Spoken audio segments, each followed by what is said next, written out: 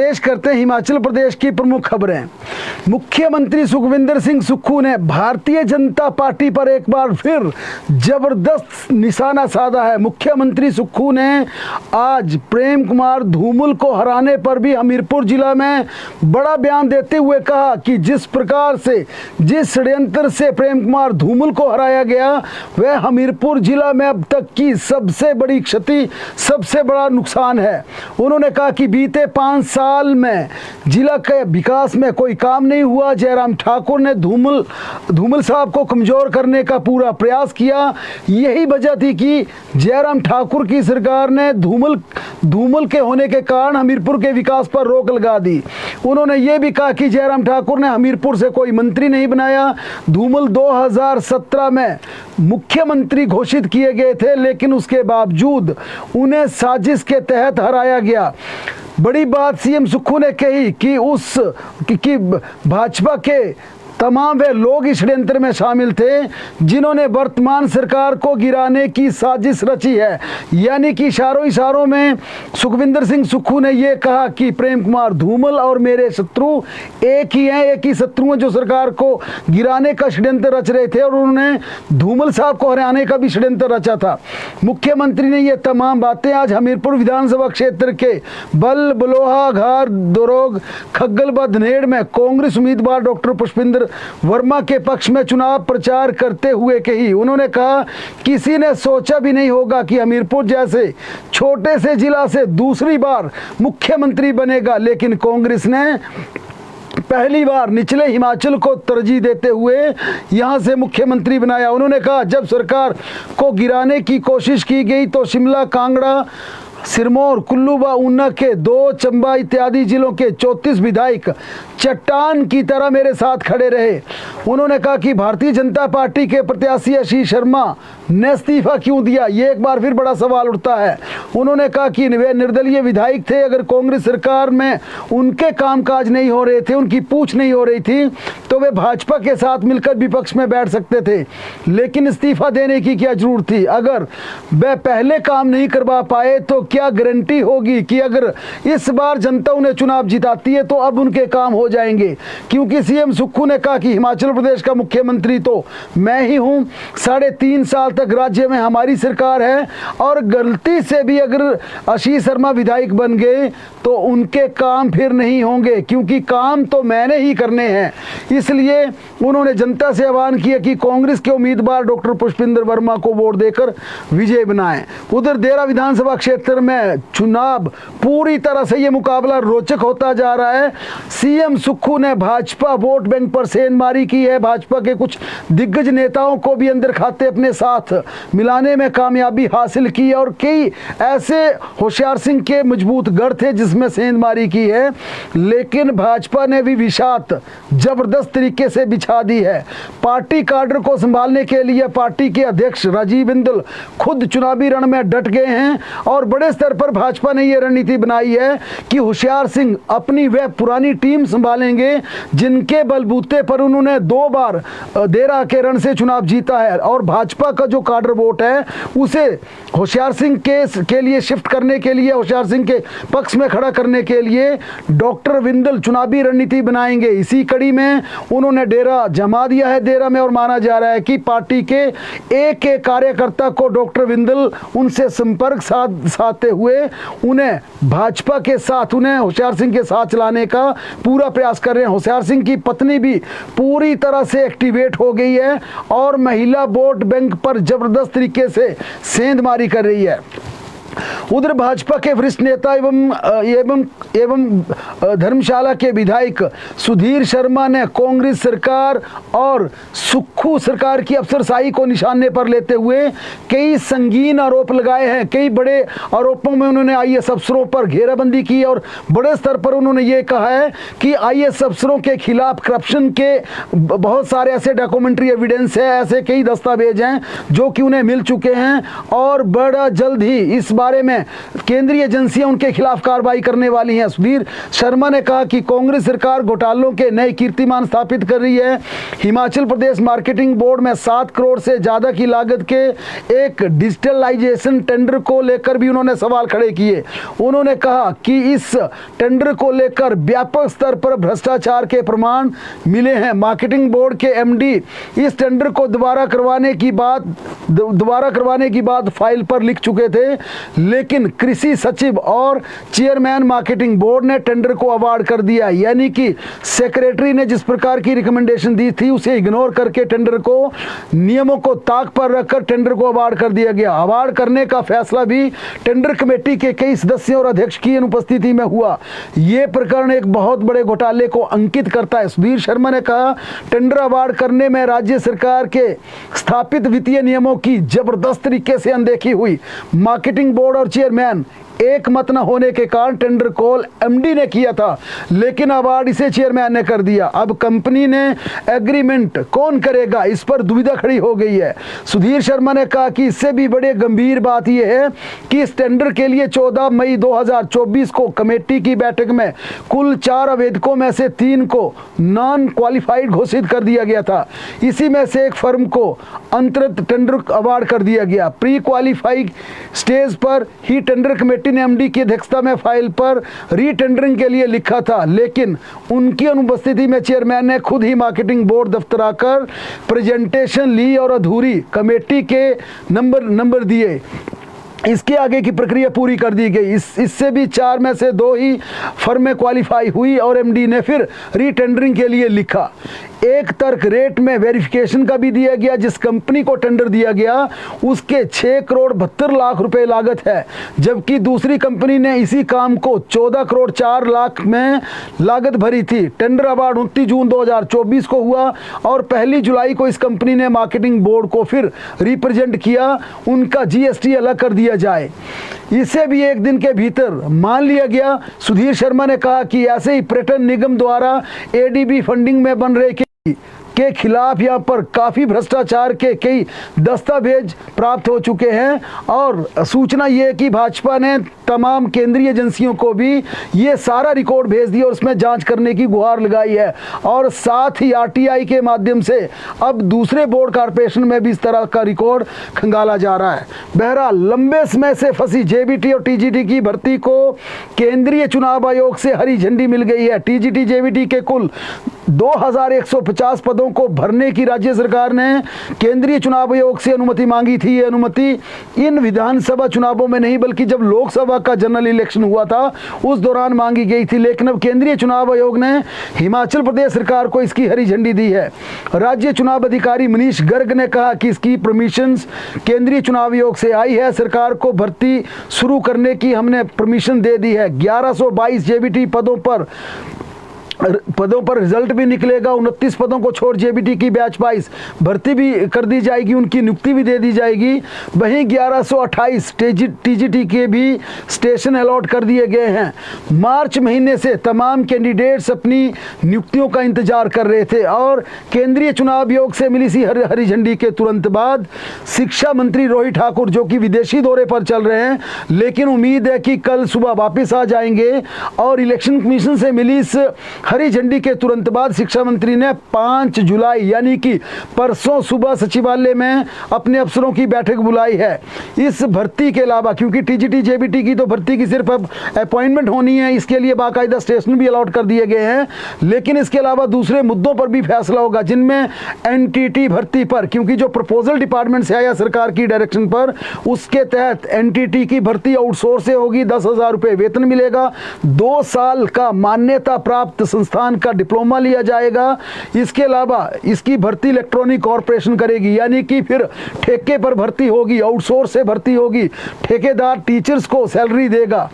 इसी भी शिक्षक अवार्ड को लेकर भी यहाँ पर जो नए रूल्स बनने हैं उसे लेकर भी यहाँ मंत्री फैसला लेंगे। क्योंकि अब ये माना जा रहा है कि जिनको स्टेट अवार्डेड टीचर को देना है उनके इंटरव्यू लिए जाएंगे, स्पोर्ट वैल्यूएशन की जाएगी, उन्होंने बच्चों को कितना पढ़ाया, किस सब्जेक्ट में कितना इंप्रूव किया, इस पर भी फैसला किया जाएगा। और सबसे बड़ी बात, शिक्षकों की इंक्रीमेंट पर रोक लगाने के साथ साथ प्रिंसिपल और हेडमास्टर पर भी कार्रवाई होगी, यानी कि राज्य के 16 एलिमेंट्री स्कूलों के 292 अध्यापकों को एक्सप्लेनेशन जारी की गई है, जिसके साथ 116 प्रिंसिपल और हेड मास्टर भी शामिल है। क्योंकि हिमाचल प्रदेश स्कूल शिक्षा बोर्ड की आयोजित परीक्षा में 30 स्कूल ऐसे हैं जिनका 0 रिजल्ट है। एजुकेशन बोर्ड के एफिलिएटेड ये तमाम स्कूल हैं जिनका 0% रिजल्ट है, और कुल 116 स्कूल ऐसे हैं जिनका 25% से कम रिजल्ट आया। इनको पहले ही नोटिस जारी कर दिए गए थे।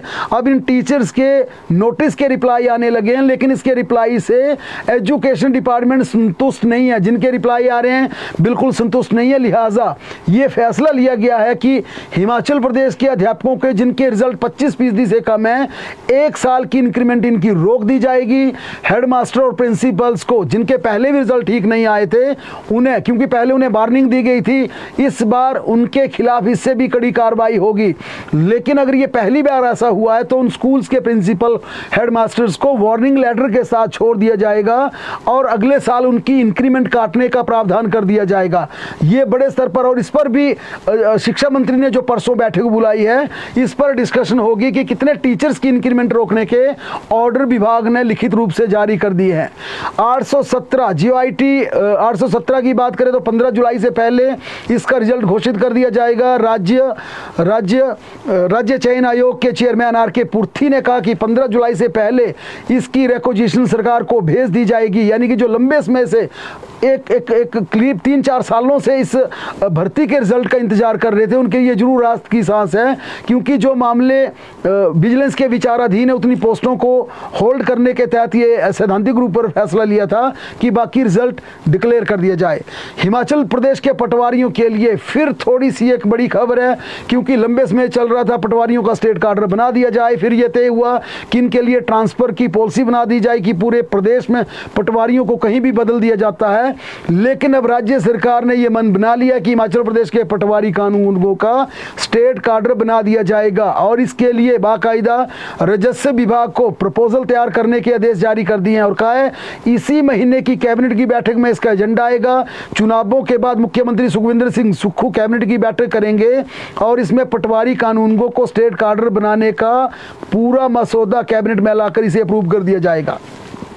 लोक सेवा आयोग के विभिन्न विभागों में पदों को भरने के लिए जुलाई व अगस्त महीने में आयोजित होने वाली स्क्रीनिंग टेस्ट व सब्जेक्ट एटीट्यूड टेस्ट का शेड्यूल जारी कर दिया गया। इसके तहत राजस्व विभाग में ट्रेनिंग कैपेसिटी बिल्डिंग कोऑर्डिनेटर के पद भरने के लिए लिखित परीक्षा 28 जुलाई को होगी। इसके अलावा राजस्व विभाग में ही इमरजेंसी ऑपरेशन सेंटर इंचार्ज कम डॉक्यूमेंटेशन कोऑर्डिनेटर के पद भरने के लिए 29 जुलाई को एग्जाम होगा। HP प्रदूषण कंट्रोल बोर्ड में असिस्टेंट लॉ ऑफिसर के पद भरने के लिए परीक्षा 20 जुलाई को होगी और हिमडा में असिस्टेंट इंजीनियर के पद के लिए 18 अगस्त को परीक्षा आयोजित की जाएगी। HPU में PhD प्रवेश परीक्षा पैटर्न बदल दिया जाएगा। अगले सत्र से प्रवेश परीक्षा में 50% रिसर्च मैथोलॉजी और 50% संबंधित विषयों के सवाल पूछे जाएंगे। UGC के नियम अब HPU PhD में लागू करेगा। हाई कोर्ट के आदेशों के बाद कानूनी राय लेने में भी जुट गया है, विश्वविद्यालय जुट गया है। दरअसल PhD दाखिले के नियमों को लेकर शारीरिक शिक्षा के अभ्यर्थी कोर्ट पहुंचा था। छात्र ने UGC नियमों के खिलाफ दाखिले को लेकर याचिका दायर की थी, जिस पर हाई कोर्ट ने दूसरी बार नियमों में PhD सीटें भरने के आदेश पारित किए थे। ऐसे में इस साल फिजिकल एजुकेशन की ही दोबारा 6 सीटें PhD की HPU भरेगा। विश्वविद्यालय में PhD की 137 टोटल सीटें हैं। अब अगले सत्र से इन सीटों को भरने का रोस्टर अलग से बनेगा। लाखों कर्मचारियों को 2 साल के भीतर DA और एरियर की पूरी किस्त जारी कर दी जाएगी। हिमाचल सरकार ने कर्मचारियों की देनदारी के लिए केंद्रीय वित्त आयोग से बाकायदा NPS अनुदान की मांग की है। 2026-27 में देनदारी देने का ये टारगेट निर्धारित किया गया है। अपने हक के लिए हिमाचल प्रदेश के कर्मचारी सुप्रीम कोर्ट तक जा रहे हैं। 10,000 करोड़ से ज़्यादा देनदारियाँ यहाँ पर खड़ी हो गई हैं। कर्मचारियों को 12% DA भी अभी तक नहीं दिया गया। हिमाचल प्रदेश के कर्मचारी कर्मचारियों को सिर्फ 38% डीए मिल रहा है, जबकि केंद्रीय कर्मचारियों का डीए 50% पहुंच गया। ऐसे में सरकार पर 4 लाख से ज़्यादा कर्मचारी पेंशनर्स की देनदारियां बढ़ गई हैं। केंद्रीय चुनाव आयोग को जो सिफारिश सुक्खू सरकार ने की है उसमें यह साफ अनुशंसा की गई है, ये सिफारिश की गई कि अगले 2 सालों के भीतर कर्मचारियों का पूरा यानी जो 12% पेंडिंग है, जो आगे चलकर देना होगा, उसे भी चुकता कर दिया जाएगा। और एरियर जो कि 6ठे वेतन आयोग का संशोधित वेतनमान को उनका एरियर बनता है, उसे भी जारी कर दिया जाएगा। आज एक हाई कोर्ट में एक शानदार एक जनहित से जुड़ा एक फैसला आया है, जिसमें सबसे ज़्यादा पुलिस कर्मचारियों को माना जा सकता है कि पुलिस कर्मचारी जिस प्रकार से लोगों के खिलाफ गलत केसेस बना देते हैं, जिस प्रकार से हमेशा कानून के दायरे में लोगों की जो शक्तियां होती हैं, लोगों के जो अधिकार होते हैं, उनका हनन करते हैं। इस पूरे जिस प्रकार का आज हाई कोर्ट में केस हुआ, ये पुलिस हिमाचल पुलिस की आंखें खोलने वाला है। और उसमें हाई कोर्ट ने क्या कहा है, किसी सरकारी कर्मचारी की कार्रवाई का विरोध करते हुए फेसबुक पर लाइव आकर सीधा प्रसारण करना अपराध की श्रेणी में नहीं आता, इसे क्राइम नहीं कहा जा सकता है। हिमाचल प्रदेश हाई कोर्ट ने यह भी महत्वपूर्ण कानून की स्थिति स्पष्ट करते हुए कहा कि किसी लोक सेवक को उसके कार्य या कर्तव्यों के निर्वहन में परेशान किए बिना फेसबुक लाइव जैसा निष्क्रिय चरण दिखाना भारतीय दंड संहिता की धारा 186 के तहत कोई अपराध नहीं माना जा सकता। पूरी कहानी क्या है, दरअसल इस धारा के तहत किसी लोक सेवक को स्वैच्छिक रूप से ही उसके कर्तव्य से बाधित करना एक अपराध माना गया है। कोर्ट ने कहा कि बिना किसी प्रत्यक्ष कृत्य के केवल विरोध या असंयमित भाषा का उपयोग करना यानी कि टिप्पणी करना किसी अधिकारी के सार्वजनिक कार्यों में निर्वहन डालने यानी कि विघ्न डालने का अपराध नहीं माना जा सकता। आमतौर पर देखा गया कि जब भी कोई इस प्रकार की वारदात होती है, मिसबिहेव का, दुर्व्यवहार का आरोप लगा देते हैं या आम लोगों के खिलाफ पुलिस ऐसे केस बना देती है कि सरकारी कामकाज में बाधा डाली, ये एक ऐसा फैसला है जो कि हिमाचल प्रदेश के हर व्यक्ति से जुड़ा है। हाई कोर्ट के न्यायाधीश संदीप शर्मा ने प्रार्थी सीताराम शर्मा द्वारा दायर याचिका निपटारा करते हुए ये कानूनी स्थिति स्पष्ट की है। प्रार्थी के अनुसार दरअसल प्रार्थी ने कहा क्या था, प्रार्थी ने कहा था उन्होंने उस समय फेसबुक पर लाइव किया जब पुलिस ट्रैफिक ड्यूटी के दौरान उनके वाहन से संबंधित दस्तावेज दिखाने को कहा। पुलिस ने प्रार्थी पर लोक सेवक को सार्वजनिक कार्य के निर्वहन में बाधा डालने के कई आरोप लगाते हुए आईपीसी की धारा 186 के तहत मामला दर्ज किया था। प्रार्थी ने पुलिस की इस कार्रवाई को हाई कोर्ट में चुनौती दी। कोर्ट ने मामले का निपटारा करते हुए कहा, याचिकाकर्ता के खिलाफ मामले में सटीक आरोप ये है कि वे फेसबुक पर लाइव हुआ और कुछ टिप्पणियां की, लेकिन निश्चित रूप से उसके लिए इस तरह के कृत्य को लोक सेवक के कामकाज में हस्तक्षेप करना, बाधा डालना यहाँ पर अपराध नहीं माना जा सकता। तथ्यों के अनुसार 24 अगस्त 2019 को पुलिस ने याचिकाकर्ता सीताराम शर्मा को कथित तौर पर सीट बेल्ट नहीं पहनने के बाद अपना वाहन रोकने के लिए कहा था। याचिकाकर्ता ने कथित तौर पर वाहन नहीं रोका। बाद में पुलिस ने उसके वाहन को दूसरी जगह खड़ा पाया और उससे पूछा कि वह वाहन क्यों नहीं रोक रहा था। पुलिस के अनुसार याचिकाकर्ता ने उसके साथ दुर्व्यवहार किया, फेसबुक पर लाइव आकर आरोप लगाया कि उसके पार्क किए गए वाहन को बिना किसी कारण के, बिना किसी वजह के उसका चालान किया जा रहा है। इस पर पुलिस ने ड्यूटी में बाधा डालने का आरोप लगाते हुए उसी व्यक्ति के खिलाफ मामला दर्ज कर आपराधिक कार्रवाई शुरू कर दी थी। अपने खिलाफ क्रिमिनल प्रोसीडिंग को देख ये मामला हाई कोर्ट पहुंचा। प्रार्थी ने हाई कोर्ट में चुनौती दी और उसने कहा कि ना तो मैंने पुलिस के साथ कोई दुर्व्यवहार किया, ना तो मैंने किसी तरह से कामकाज में बाधा डाला। हालांकि सरकार ने तर्क दिया था कि सरकारी कर्मचारी का वीडियो बनाने का कार्य ही बाधा उत्पन्न करने जैसा है। कोर्ट ने दलीलों का विश्लेषण करते हुए कहा कि रिकॉर्ड से साबित होता है याचिकाकर्ता ने फेसबुक पोस्ट करके सिर्फ ये बताने का प्रयास किया कि उसे पुलिस अनावश्यक रूप से परेशान कर रही है, जिसे अपराध नहीं कहा जा सकता। यानी कि एक कोई व्यक्ति था, वह गाड़ी चला रहा था सीताराम शर्मा, और उसका बिना सीट बेल्ट नहीं पहनी थी। पुलिस ने उसका वाहन रोकना चाहा, वाहन थोड़ी आगे खड़ा हुआ। इसके तुरंत बाद प्रार्थी अपनी गाड़ी से उतरता है, उसका फेसबुक लाइव कर देता है और वह कहता है, देखिए हिमाचल प्रदेश की पुलिस किस तरह से परेशान कर रही है, मेरी गाड़ी से सारे डॉक्यूमेंट्स है, इसके बावजूद मुझे तंग करने के लिए मेरा चालान किया जा रहा है, मुझे परेशान किया जा रहा है। अब उस कार मालिक के खिलाफ, सीताराम शर्मा के खिलाफ पुलिस ने क्रिमिनल प्रोसीडिंग शुरू कर दी, आपराधिक मामला दर्ज कर दिया, क्योंकि पुलिस के पास कानून की धाराएं, वर्दी हैं, तमाम तरह की व्यवस्था है। लेकिन उस व्यक्ति ने पुलिस के इस कृत्य को हाई कोर्ट में चुनौती दी, जिसे आज हाई कोर्ट ने अपने पारित आदेशों में कहा कि ये अपराध की श्रेणी में नहीं आता, इसे क्राइम नहीं कहा जा सकता, क्योंकि कोई व्यक्ति अगर अपनी व्यथा बता रहा फेसबुक पे लाइव करके, उसे परेशान किया जा रहा है, उसका कोई गुनाह नहीं है, वो काम में बाधा कैसी होगी? क्योंकि पुलिस ने मौके पर चालान किया, वो चालान करती रही, उसने अपना काम पूरा किया। अगर उस व्यक्ति ने कुछ टीका टिप्पणी की, कोई ऐसी भाषा का प्रयोग किया, उसे भी काम में बाधा नहीं कहा जा सकता कि सरकारी काम में बाधा पहुंचाई। एक बड़ा फैसला, क्योंकि आमतौर पर ऐसा देखा गया है कि अगर पुलिस को किसी से नाराजगी हो जाए तो इस प्रकार की अक्सर धाराएं हिमाचल प्रदेश में लग जाती हैं। बहरहाल राज्य के 24 डैमों को वार्निंग अलार्मिंग सिस्टम लगाने के निर्देश जारी किए, और ये काफी महत्वपूर्ण है, क्योंकि बरसात के मौसम में जिस प्रकार से नदियों के आसपास जो पशु हैं या लोग हैं वो बह जाते हैं, इसके चलते ये फैसला लिया गया है। बरसात के कहर से पहले राज्य सरकार ने अधिकारियों को अलर्ट कर दिया, लापरवाही पर सख्त कार्रवाई भी की जाएगी। डीसी एसडीएम को इस पर डैम की रिपोर्ट देनी होगी। हिमाचल प्रदेश के डैम पानी से लबालब भरे हुए हैं, कई डैमों में पानी डेंजर जोन से भी ऊपर पहुंच गया है, डेंजर लेवल से भी ऊपर पहुंच रहा है। भाखड़ा और पोंग बांध में अभी पानी का लेवल कम है, सभी डैमों में सैटेलाइट फोन कनेक्ट करने के आदेश दिए गए हैं। सरकार ने डैम सेफ्टी एक्ट के तहत आने वाले डैम प्रबंधकों को पल पल की रिपोर्ट भेजने के लिए भी कहा है। हाथरस भगदड़ में 122 लोगों की दुखद मृत्यु हो चुकी है। यूपी के हाथरस में भोले बाबा के सत्संग के बाद भगदड़ में 122 लोगों की मौत हुई थी। 4 जिलों हाथरस, अलीगढ़, एटा, आगरा में रात भर शवों का पोस्टमार्टम होता रहा। परिजन अपनों की लाश को लेकर इधर उधर भटकते रहे। प्रशासन ने अब तक 121 मौतों की पुष्टि कर दी। हादसे में बीते मंगलवार दोपहर 1 बजे फुलराई गांव में ये हादसा पेश आया था। आज सुबह 11 बजे सीएम योगी हाथरस पहुंचे थे। जिला अस्पताल में घायलों से मुलाकात कर उन्होंने वहां पर जरूरी इंतजाम करने के भी निर्देश दिए। अफसरों से पूरे हादसे की भी उन्होंने पूरी रिपोर्ट ली। बहरहाल इस हादसे पर पहली बात है कि इसमें मुख्य आरोपी भोले बाबा और हरिनारायण सरकार का नाम तक नहीं है।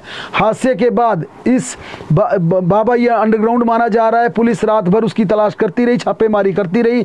मैनपुरी में बाबा के आश्रम पर भी छापेमारी की गई, लेकिन वहां भी उसका कोई पता नहीं चला। वहां पर हालांकि पुलिस बल तैनात कर दिया गया है। हिमाचल प्रदेश के होटलों में मानसून डिस्काउंट 50% तक होगा। प्राइवेट होटलर्स ने 50% डिस्काउंट को लेकर अपना फैसला लिया है, जबकि हिमाचल प्रदेश की एचपीटीडीसी ने भी डिस्काउंट का ऐलान कर दिया है। समर टूरिस्ट सीजन खत्म होते ही एचपीटीडीसी ने 20 से 40% की छूट देने की घोषणा की है। देश भर से हिमाचल प्रदेश के विभिन्न पर्यटन स्थलों में आने के लिए इच्छुक पर्यटकों के लिए अगले 2 महीने तक ये छूट रहेगी। और ये छूट एचपीटीडीसी के एमडी राजीव कुमार ने कहा कि एचपीटीसी के होटलों में 13 सितंबर 2024 तक छूट रहेगी। इसे लेकर बाकायदा नोटिफिकेशन जारी कर दिया। 28 जुलाई से 4 अगस्त तक चंबा में लगने वाले मिंजर मेले के दौरान चंबा के hotel Iravati, hotel Champak, hotel Gaurikund और भरमौर में छूट नहीं मिलेगी। इसी तरह से 17 अगस्त से 15 सितंबर के बीच मणिमहेश यात्रा के दौरान भी छूट का फायदा इन होटलों में नहीं मिलेगा। पैराग्लाइडिंग एक्यूरेसी वर्ल्ड कप में पहली महिला अलीशा कटोच यहाँ पर हिमाचल प्रदेश की पहला महिला पायलट बनी है। मंडी जिला के जोगिंद्रनगर की रहने वाली अलीशा अंतर्राष्ट्रीय स्तर पर हिमाचल प्रदेश और देश का नाम चमकाया। Alisha paragliding accuracy world cup में हिस्सा लेने वाली पहली भारतीय पायलट भी बन गई है। हिमाचल प्रदेश के मंडी जिला के जोगिंद्रनगर के अंतर्गत ट्राम्ट गाँव की अलीशा कटोच 16 वर्ष की थी जब उन्होंने पहली बार परिवार को बताए बिना खुद के पैसों की पॉकेट मनी से पैराग्लाइडिंग का प्रशिक्षण लिया था। हालांकि उनका यह फैसला सही बैठा और उन्होंने 2023 से अंतर्राष्ट्रीय प्रतियोगिताओं में हिस्सा लेने शुरू किया। 2023 से लेकर अब तक अलीशा 11 प्रतियोगिताओं में हिस्सा ले चुकी है, जिसमें से उसने 5 मेडल हासिल किए हैं। वे 3 एक्यूरेसी और 2 क्रॉस कंट्री प्रतियोगिताओं में भी शामिल हो चुकी हैं।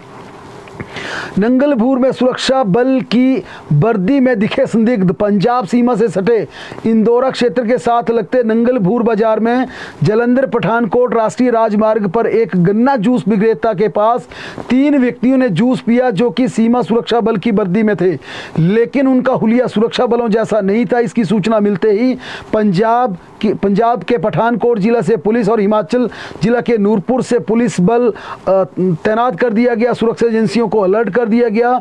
उक्त व्यक्ति रविवार को वहां रुके और सोशल मीडिया पर उसकी फोटो वायरल की गई। उसके बाद पंजाब पुलिस सेना सहित अन्य सुरक्षा एजेंसियों के साथ जांच में जुट गया है, जबकि नंगलभूर के साथ लगते पुलिस थाना डमटाल को भी अलर्ट पर रखा गया। पुलिस ने गन्ना जूस विक्रेता के आसपास के लोगों से भी पूछताछ की है। एसपी नूरपुर अशोक रतन ने बताया कि पुलिस को अलर्ट पर रखा गया है। क्यूआरटी सहित पुलिस बलों को संवेदनशील स्थानों पर तैनात कर दिया गया है। रात्रि गश्त के साथ साथ नाकाबंदी बढ़ा दी गई है। पंजाब पुलिस सहित सेना व अन्य सुरक्षा एजेंसियों के साथ हिमाचल पुलिस तालमेल बनाकर इस पूरे मामले की तहकीकात कर रही है। उन्होंने क्षेत्रवासियों से भी इस संदर्भ में पुख्ता जानकारी पुलिस को देने की अपील की है। यानी कि आपने भी ऐसे कोई संदिग्ध लोग ऐसी वर्दी में देखे हो तो तुरंत इसकी सूचना नूरपुर पुलिस को दें। चिट्टे के एक आरोपी था, उसे आज कोर्ट ने दोषी करार देते हुए जेल की सजा सुनाई। अतिरिक्त न्यायाधीश की नौर स्थित रामपुर ने चिट्टे के एक मामले में आरोपी को दोषी करार देते हुए 18 माह का कठोर कारावास 18,000 रुपये जुर्माने की सजा सुनाई है। मामले की पैरवी कर रहे जिला उप न्यायवादी कमल चंदेल ने बताया कि 31 अगस्त 2022 को पुलिस की टीम गश्त के दौरान खनेरी पास में सायं करीब 4:30 बजे पेट्रोल पंप के पास पहुंची तो इस दौरान सड़क किनारे एक ट्रक खड़ा मिला। पुलिस ने ट्रक में बैठे युवक गुड्डू राम से वहां खड़े रहने का कारण पूछा, जिस पर वह घबरा गया। पूछताछ के दौरान युवक ने बताया कि वह जिला कुल्लू के तहसील आनी का रहने वाला है। इस दौरान वह अपना ट्रक का किसी प्रकार का प्रमाण पत्र नहीं दिखा पाया। पुलिस ने गवाह के तौर पर विजय कुमार के सामने ट्रक की तलाशी ली तो इस दौरान डैशबोर्ड से फायर पेपर 10 रुपए का रोल किया हुआ अधजला नोट व माचिस बरामद की गई। माचिस के अंदर 7.18 ग्राम चिट्टा पाया गया। इसके बाद आरोपी के खिलाफ रामपुर थाना में मुकदमा दर्ज किया गया। इस मामले की छानबीन मुख्य आरक्षी सुरेंद्र कुमार ने की। मामले की छानबीन के बाद पुलिस ने मामले का चालान न्यायालय में पेश किया। न्यायालय में कुल 12 गवाहों के बयान दर्ज किए गए। दोनों पक्षों की दलीलों को सुनने के बाद कोर्ट ने आरोपी को दोषी करार देते हुए 18 माह की कठोर कारावास की सजा सुनाई।